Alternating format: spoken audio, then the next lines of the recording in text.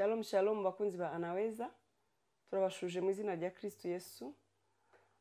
Tugarutse imbere yanyu kandi uyu munsi mwiza w'umugisha, turanezerewe, tuje gukora umurimo w'Imana, tuje gukorana namwe kuko muri abantu beza bakunda ubwami bw'Imana, kandi natwe twariyemeje gukorana namwe. Turabashimira ubufatanye mudahwema kutwereka, abakoze subscribe kuri channel yacu, Umwami Imana abaha umugisha, abasharinga ijambo ry'Imana cyangwa ibiganiro ducishaho byose byubaka, Imana ibaha umugisha. Abakoze kukazogera, kuko iyo wakoze kukazogera kakumenyesha ibyo dushyizeho, bigatuma rero nta kigucika, ntucikanwe. Imana iguha umugisha, we wabikoze uri umuntu w'agaciro. Hanyuma nawe utarabikora urabyumva kubikora nta karusho, kuko nta kizajya kigucika. Amen. Imana ibaha umugisha. Reka dukomeze dufatanye. Icyo nabizeza cyo umuhati wanyu si ubusa ku mwami. Yewe rero hano ndi mama Matilda, abenshi tuba tuziranye, abataramenya bambonye ubwa mbere namwe mumenye ko nitwa mama Matilda. Nkunda Imana, nkorera Imana mu buryo butandukanye. Muri jewe harimo ishyaka ryo gukorera Imana, kandi ni byiza, biraryoshye. Gukorera Imana biraryoshye, cyane ko twaremewe imirimo myiza muri Kristo Yesu, ngo Imana yiteguriye kera kugira ngo tuyigenderemo. Reka rero dusenge kugira ngo dutangirane n'Imana. Mwami Imana yacu, Imana yo kwizerwa, Imana nziza y'ukuri n'urukundo, turagushimiye.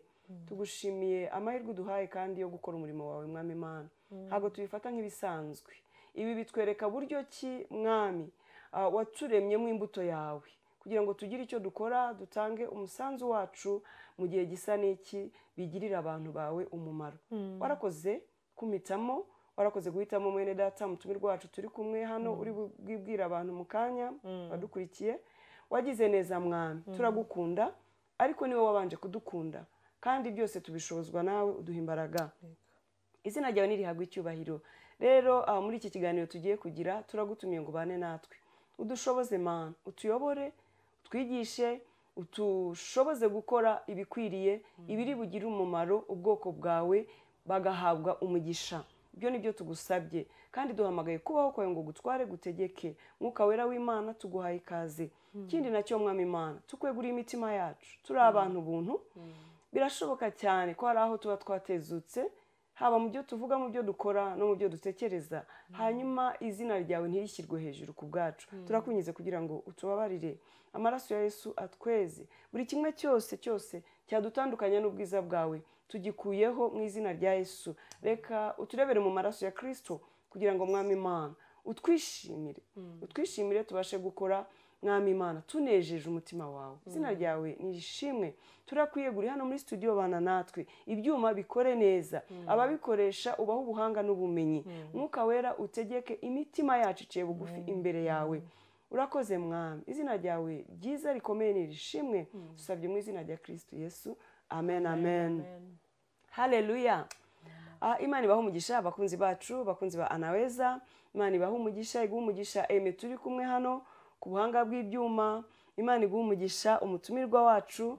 Ngira ngo mbere ya kamera hano aho twicaye murahabona abamama babiri bajya gusa. Habona umukobwa mwiza cyane hano, ufite smile nziza igaragaza umunezero, uri smart. Turagukunze, turagukunda kandi urabizi kuva kera, uri umumaro mu buzima bwacu kuva twamenyana. Hanyuma rero nkunda ko udushyigikira muri uyu murimo mwiza dukora, ku buryo tuguhamagaye tugusabye umwanya wawe n'inkunga yawe, kandi agira ngo ngushimire wowe n'umugabo wawe. Inkunga burya iri mu buryo bwinshi. Mumba hafi morale, mukanshyigikira, mukanyereka ko umurimo w'Imana nkora ari uw'agaciro. Aba bantu bamba hafi, mwabantu bamba hafi. Ntabwo ari ibyo gusa, bafata no ku butunzi bwabo bagashyigikira umurimo mwiza dukora. Erega uyu muri mukeneye amafaranga. Iyi kamera iri hano, uyu muhungu mwiza mwumva navuze witwaye me hano, abakeneye amafaranga, abakeneye byinshi byo gukoresha kugira ngo ikiganiro kibashe gusohoka. Aba bantu rero nabatera nkunga bakomeye. By the way, reka ngushimire imbere y'abakunzi ba Anaweza. Imana ibaha umugisha ku nkunga mudutera muri uyu murimo y'amafaranga, gufata ku butunzi bwanyu. Suko muba mufite byinshi, ahubwo n'agaciro muba muhaye umurimo w'Imana dukora. Hanyuma n'umwanya, ku buryo nguhamagara nkagusaba nti uzaze utuganirize uganirize abakunzi ba Naweza kuri ibi ni uzaze wigisha ijambo ukaba witeguye gutanga inkunga yawe n'umusanzu wawe mu buryo bwose. Imana ibiguhera umugisha kandi n'abakunzi ba Naweza aho bari bagusabira umugisha we n'urugo rwawe. Muhabwe umugisha, muri abantu b'ingenzi mu buzima bwanjye. Umutumirwa wacu rero uyu munsi atuzaniye agaseke niko navuga gateye amatsiko, afite ibintu byiza aje kutuganiriza. Imana iguha umugisha Alice, ndakuvuze utaribwira abakunzi ba Naweza ariko hari byinshi ugombye kubibwiraho. Karibu rero wibwira abakunzi bacu bagukurikiye kugira ngo dutangirane bakumenye. Murakoze cyane, ndashima Imana ku bw'aya mahirwe. Ni amahirwe, ntabwo nabifata nk'ibisanzwe, ni ubuntu bw'Imana. Amen. Kuba mwantekereje mukampamagara ni ubuntu bw'Imana. Amen. Nitwa Alice nk'uko yarabivuze, tumwizere, ndi umudamu, mfite umugabo n'abana. Ndashima Imana no kubw'ubwo buntu yangiriye. Amen. Ndi umukristo, ndakijijwe, nkunda Imana kandi ndabikomeje. Amen, amen, amen. Uzi ko wakubona utaramutse wivuze ko uri umudamu ashobora gutangira kugutelefona akakubaza gahunda ati se bite ko numva nagukunze. Kubera ko ufite igikundiro. Ikindi nacyo uragaragara nk'umukobwa rwose mutoya. Urabyaye? Mfite abana 3. Uri umumama ntawabimenya rwose. Ngira ngo na Eme uri ku buhanga bw'ibyuma hariya yatubwira. Eme ubona wowe uyu mumama wabimenya muhuye mu muhanda wamenya ko ari umumama? Ntabwo abakunzi baba bari kumva ijwi ryawe, uremerewe kutubwira wabimenya ko ari umumama cyangwa aragaragara nk'umukobwa? Ntabwo wabimenya. Imana rwose yaguhaye ni ubuntu bw'Imana. Turabishimiye Imana kandi turakunezerewe. Imana iguhana umugisha natwe muri uyu mwanya mwiza twaje gukorera Imana, twese duhabwa umugisha. Ikiganiro cy'uyu munsi rero twifuje ko tuganiriraho twebwe n'abakunzi ba Naweza ni ikiganiro kijyanye n'urugo. Hari ikiganiro cyatambutse kivuga ku rugo. Abakunzi ba Naweza bazagenda babikurikirana. Urimo kuduha ibiganiro byiza byiza muri ibi bihe. Icyo tugiye kuganiraho nanone turacyari ku rugo. Uzatuganiriza tuzongera tunagutumire. Umaze imyaka ingahe harya wubatse? Mu kwezi kwa 3 tuzuza imyaka 9. Ufite inararibonye rwose. Uracyafite byinshi watuganiriza. Noneho rero tugiye kukubaza mu rugendo rwawe nyine rwo gushaka cyangwa n'urw'abandi. Urumva umaze kugira abantu benshi mugenda muganira ukamenya byinshi. Hari n'ibyo twumvise ku babyeyi of course. Uyu munsi ndagira ngo nkubaze, kera hari ibintu byakorwaga byo kuranga umugeni. Kera hari ibintu byakorwaga byo kuranga umugeni, ngira ngo abadukurikiye benshi barabizi. Igihe cya ba mama wacu, igihe cya bashanga ba masenge baribo twita shangazi mu Giswahili, basenga. Mbega kera icyo gihe barangaga umugeni ngo kwa runaka hari umukobwa mwiza, kandi imiryango yarashakanaga mu buryo yabaga iziranye. Abantu ari inshuti, ari abantu baturanye baturutse hamwe bakaba baziranye baranywanye. Ubwo ni imiryango yashakanaga, ngo bashakaga umuryango kera bakaza kugushaka kuko uri uwo mu muryango wo kwa runaka bazi. Ubwo umuryango wawe niwo wakurangaga. Mbega umuryango wawe niwo bashakaga. Cyangwa se hakagira umuntu uzakuranga akavuga ati ariko uyu muhungu ageze igihe cyo gushaka umuhungu wanyu, muzagenda ibunaka kwa runaka hari umuryango duturanye bafite abakobwa beza cyane, kandi uriya muryango ni umuryango mwiza ugira umuco mwiza wifata neza, kandi abakobwa baho barubaka bakaramba mu ngo, ntabwo basenya, kandi ni abakobwa b'umutima. Ubwo urumva n'uburyo bwo kuranga imiryango ikarangirana. Cyangwa ugashaka koko papa wakubwiye ati uriya muhungu mwemere ntumwange, cyangwa hari umuntu waje abwira muzehe ati umukobwa wawe oya ntumuhe umuhungu wo kwa runaka ahubwo azashakwe no kwa runaka. Urumva kuranga umugeni. We bakakuranga uri umugeni, cyangwa n'umuhungu bakamurangira. Ibyo bintu byarakorwaga kera, kandi ngo hari ukuntu byatumaga ingo ziramba.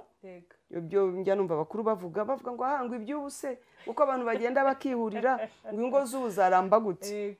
Ubwo ngo hari ukuntu byatumaga ingo ziramba kubera imiryango, ngo haba habaye n'ikibazo mu rugo ya miryango kuko iziranye bakagira uko bagira inama abana.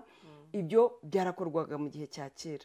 ndagira ngo nkubaze wowe nk'umu.com nk'umuntu w'iki gihe twebwe muri ibi bihe turimo, ese ibyo bintu birakora?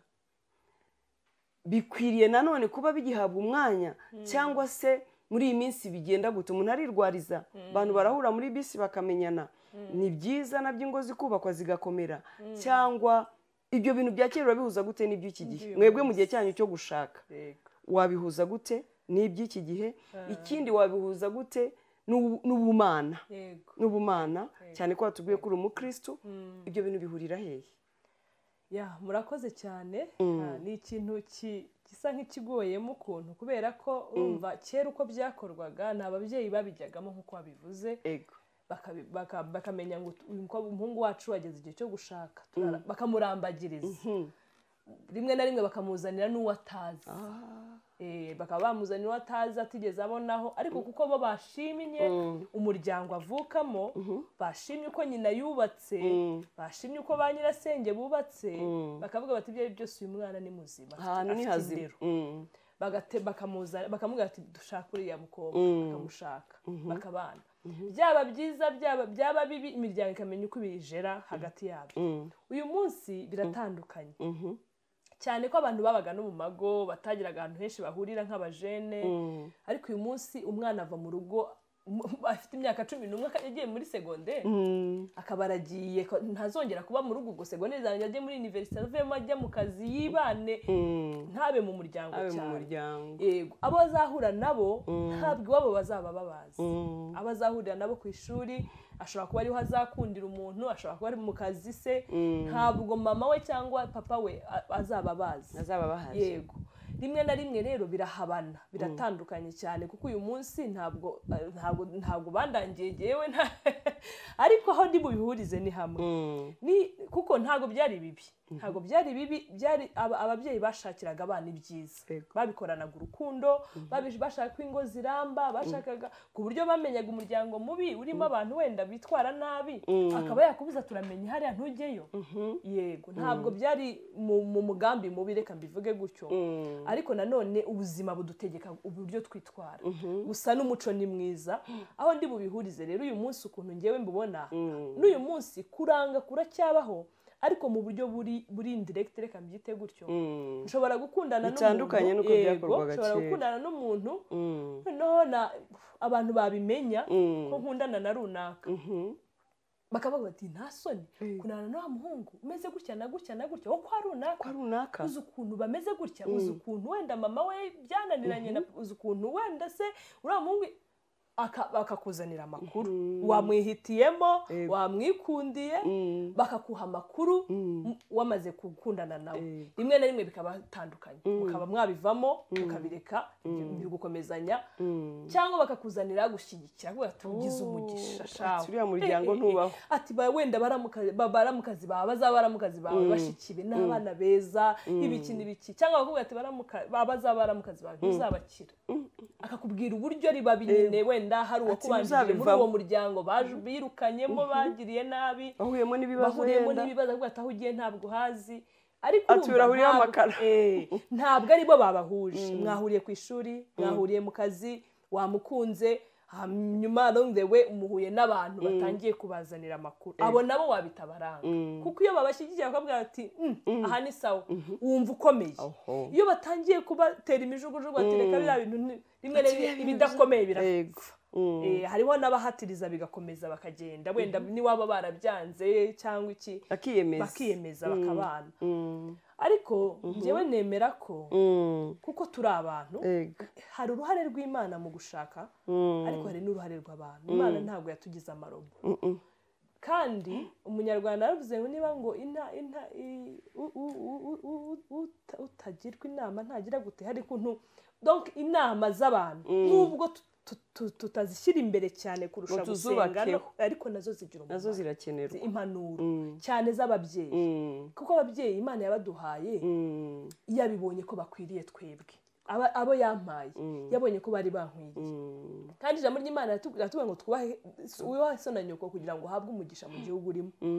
ntabwo mvuze ngo tubagendereho kuko hariho n'ababyeyi ntatinya kubivuga bafite izindi nyungu zabo ashobora kureba umwana akavuga ati uyu mwana nadashaka kwa runaka kubera icyaha akurikiye ubutunzi se arimo aramwifuriza kubaho neza ariko ntabwo arimo areba uwo agiye gushaka uwo bagiye kubana arashaka icyo cyubahiro uwo muryango agiye kubana nawo ukomeye se w'amaboko ariko ntabwo areba wa muntu inama zose si nziza ariko nanone ntabwo dukwiye mu bajene cyangwa mu biyi minsi ntabwo dukwiye nazo kuzitesha agaciro kuko hari inama zubaka hari ibyo bazi wowe utaramenya njyewe bashobora kuzana umuntu njyewe reka nitangeho urugero maze gukundana n'umugabo tubana uyu munsi ntabwo nagiye kubaza abantu ariko hari umushuti umwe bari baziranye nanjye tuziranye nari narasenze Imana muri criterias zanjye hari harimo ngo umuntu ushimwa n'Imana n'abantu amen nicyo kintu nashakaga cyari ikintu gikomeye ariko nkumva ntabwo nshaka wa muntu nzakunda ngo abantu babivume bagende bavuga bati reba umukobwa wo kwa runaka banjyanirana inzara numvaga ari ikintu gishobora kunkomeretsa mu mutima ndavuga Mana urabafite bakiri bazima ndashaka umuntu ushima mu mutima we wowe uhareba ariko kandi ushimwa n'abantu kuko turi mu bantu nta hantu wabihungira tuzaba mu bantu tugiye gukorera ubukwe mu bantu tugiye kubushakana mu bantu niyo nakwigira marayika gute ndi umuntu uri mu bantu n'akantu k'abantu kagomba kubaho noneho uwo mushuti nari nzi ko ari umuntu ufite amakuru menshi ku bantu benshi twari aho yajyaga agenda ambwira ku bandi kandi ukaba wari uzi ko baziranye abari baziranye ahanini kandi akaba umuntu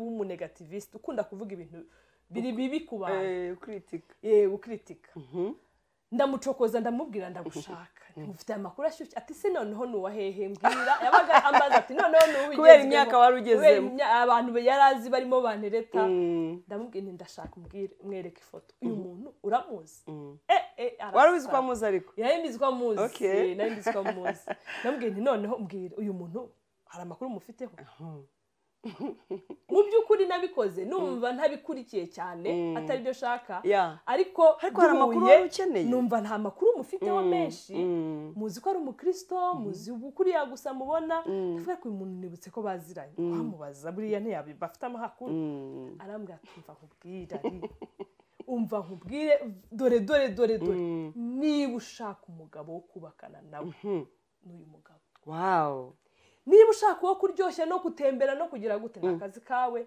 ariko niba ushaka urugo ukaba wumva ugeze igihe cyo gushaka ushaka umugabo wo kubakana uyu niwe mugabo bita mu mutima nibuka rya sengesho nasenze umuntu ushimwa n'Imana n'abantu uyu muntu ko nzi ko ubusanzwe akritika abantu benshi gute uyu muntu amuvuze neza kugira ngo yemere ko bidasanzwe gute nta kantu kari negative ambwiye se numva ndatungwa ariko numva nanone ni nk'ikimenyetso Imana imaye numva ni nka conviction wa muntu ushimwa nta handi hantu ari gukura amakuru byari bigoye wenda mbavandimwe bamuvuga neza nta kintu bapfanaga bari inshuti bisanzwe abantu baziranye arambwira ati uyu nguyu niwe muntu dore kabisa mu mutima ndavuga ntabwo uzi icyo ukoze uragikoze kabisa ariko siko bya bintu biba bikomeye ariko mpita numva urumva ko bugihari ryanjye yaramuranze mu by'ukuri mu buryo butari direct ariko yarashimangiye byari biri mu mutima wanjye ndavuga nibura uyu muntu umenye ko n'abantu baramushima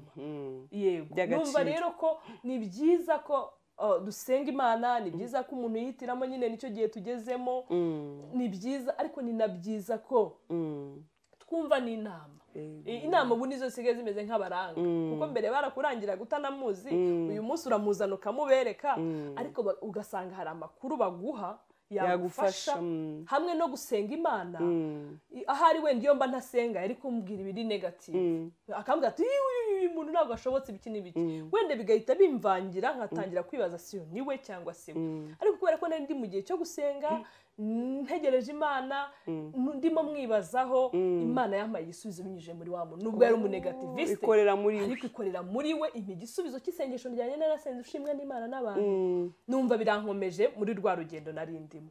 Rero ni byiza ko n'abantu hamwe no gusenga Imana numva n'ukuri n'uburanga nta kintu butwaye no kuba umuntu yakwankuraje mu rugendo urimo mu bwo wazanye cyangwa se kuba yakubwira ati attention ukagenda gake ukarushaho gusenga. Ntabwo mvuze ngo uhite ubivamo, oya, ugatwara igihe, ushobora guhita ufata agaferi gakeya ukavuga uti kubera ibintu ndimo numva reka nitonde nsenga. Ase ibi bintu ni byaba abantu, ese nibyo kuko Imana ari imenya ukuri nyakuri kuzuye.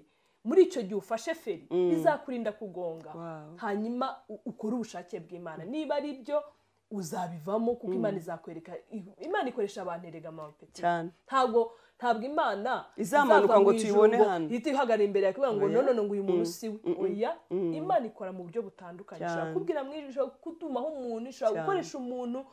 Rero bisaba ngo niba uri mu gihe cyo gushaka ube maso cyane mu buryo bwose, utega amatwi, ariko kandi we kubanyamijyo bajya ngo wumve bavuze ibi, ngo wumve bavuze ibi byose ngo wakire, ariko hamwe no kubwirwa, hamwe no kurangirwa, hamwe no gushyigikirwa cyangwa gucibwa intege barimo bakubuza, ushyiremo ubwenge kandi unasenga. Imana izakuyobora niba ari abo bantu yakuyoboyeho ko uwo muntu atatwiriye atari we bitewe n'ibyo barimo bamuvugaho cyangwa umuryango we barimo bawuvugaho, bizagutera gusenga cyane no kuba imbere y'Imana. Kandi ntabwo ari ibintu byadutse. Niba nibuka neza muri itangiriro ibice 24 hari ahantu ngo Isaka yari ageze igihe cyo gushaka umuhungu wa Abraham. Abraham abona ko ari umuhungu ukuze, igihe cye kirageze cyo gushaka. Ntabwo yari we yohereje umugaragu we. Icyo gihe ni se wabibonye, ariko umwana we ntiyatekereje gushaka. Umwana ntabwo yari azi ko binakenewe, byari bimeze nk'ibyo hambere. Wenda hambere umubyeyi arabonaga atari kugira umuhungu arakuze de, igihe cyo gushaka kirageze. Akamubwira ati rero ngiye kugushakira umukobwa wo kwa runaka, hariyo umugeni twamubonye. Umuhungu ntabwo yari yagatekereje. Yego. Na Isaka wenda yari ari aho, papa wabona ko igihe kigeze, Abraham abona ko igihe kigeze cyo gushaka. Aravuga ati kandi sinifuza ko umwana wanjye azashaka nabi. Byo nazanye mbabwira n'aba babyeyi ba kera bagira uruhare, hari mu ruhare rw'urukundo no kuba bashaka ko abana babo bajya mu mago bakarambamo cyane. Ngo atuma umugaragu we aranamurahiza ati ndahira ko uzanshakira mu bwoko butari ubw'abanyamahanga. Bivuga ngo abanyamahanga bafite imico itandukanye, yumva wenda yaremerera urugo rw'umwana we, yumva batazahuza, bazashwaniramo.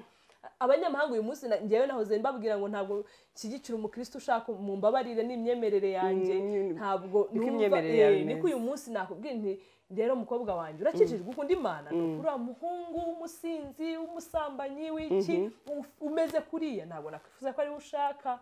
Mureka ashakane n'aba bahuje, bazajyana mu kabari, bazajyana mu kabyiniro, nta kibazo, bazahuza icyo gihe. Ariko ntabwo uzajya gusenga ngo ajye mu kabari utaha unezerewe, uzataha ubabaye, uzumva hari ukuntu Imana irimo ikugirira nabi, ariko niwe wabihisemo. Yego. Ntekereza ko n'ahangaha Abraham ajya gutuma umugaragu akamurahiza ati uramenye utazajya mu bundi bwoko bw'abanyamahanga. Ni imico y'abanyamahanga bari batuyemo yatinyaga ko izaza mu muryango wabo ikaremerera umuhungu we. Kandi umugaragu we aragenda. Isaka ntabwo yari azi Rebeka, yabonye bamumuzaniye, ni nka wa muranga. Yego. Ntabwo yari amuzi, yabonye bamumuzaniye, aramushima, aramushaka. Urumva ko kuva kera rero byahozeho, ntabwo ari inzaduka, ntabwo ari bibi. Niyo mpamvu n'uyu munsi ngewe numva ku ruhare rwanjye nta kibi kibirimo, ntabwo ari icyaha rwose. Yego. Imana ishimwe cyane. Urumva no mu gikristo birakora, kuko Isaka na Abraham bari abantu bizera Imana, niwe sogokuruza wo kwizera. Imana ishimwe cyane.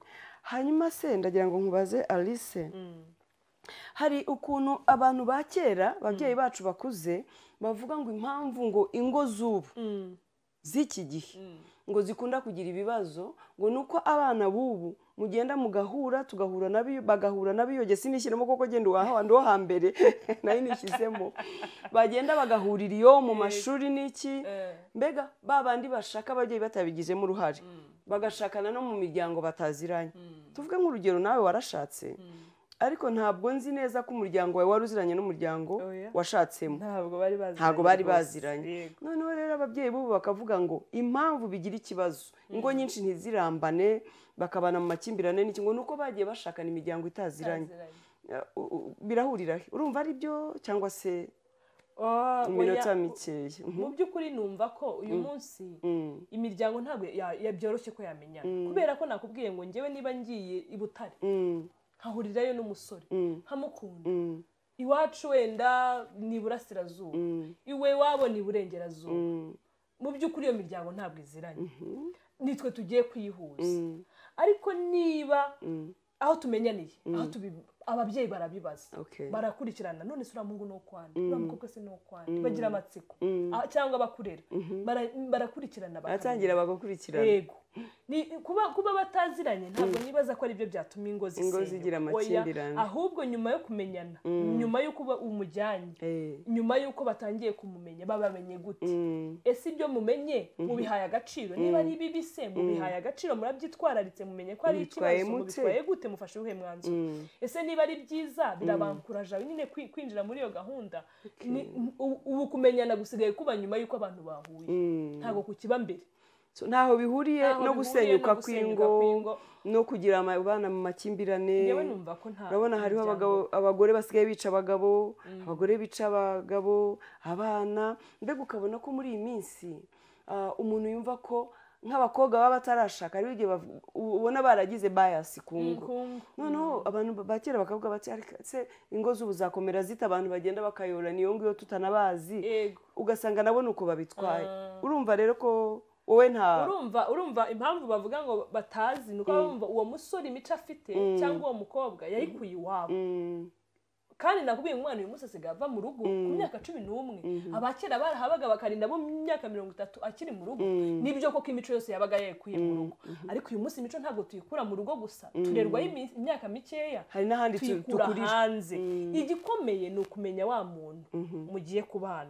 Kandi nakubwiye ngo hejuru yo gusenga, hejuru yo gutegereza Imana, harimo no kurindira n'ayo makuru aradufasha. Yego, abo baranga rwose. N'uyu mugaragu wa Abrahamu nababwiraga yafashe igihe cyo gusenga Imana, aravuga ati Imana umihirwe, ashyiraho n'ibimenyetso ati umukobwa uri buze bwa mbere araba ari we. Uramenye Imana, yarabizi neza ko amaso yashobora kwibeshya, ariko akeneye andi maso. Wow, amen. Ikiriho jewe mbona nasorezaho ni ugusenga, uko gutana kw'ingo, uko kubana mu makimbirane. Erega umwanzi nawe yahagurukiye ingo kuko azi ko urugo ni umushinga ukomeye w'Imana. Umushinga ukomeye w'Imana. Mu rugo niho haturuka abakozi b'Imana, mu rugo niho hantu honyine umuntu azaba igihe cyose. Nk'uko twabivuze, umuntu azagenda ku kazi akomeye ariko atahe mu rugo, ibyamubabaje byamunejeje abizane mu rugo. Mu rugo rero kuko tuba dufatanya n'Imana wa mushinga wo kubyara no kurera, niho hantu hakomeye kandi Satani araharwanya cyane. Bivuze ngo icyo dukwiriye gukora rero abadukurikiye ni ugusengera ingo cyane. Wowe ushaka gushaka ukabanza ugasenga kuko umutumirwa wacu yabivuze, kandi nawe washatse ugahora uri maso usengera urugo rwawe kugira ngo umwanzi atazarusenya. Kuko Satani azi agaciro k'urugo k'Imana, ahora arekereje ashaka gutanya urugo. Imana iguha umugisha. Urakoze.